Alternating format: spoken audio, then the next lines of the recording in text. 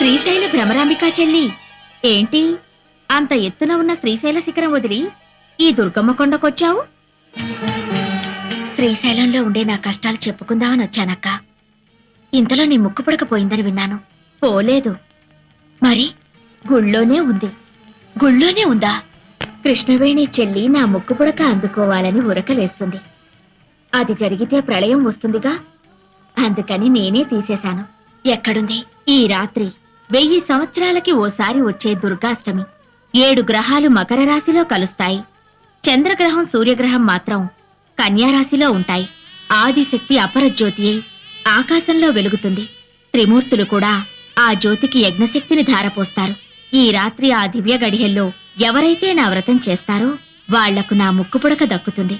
నీ వ్రతం నేను చేస్తానక్కా. ఏంటి శ్రీశైల భ్రమరాంబికవు? నువ్వు నా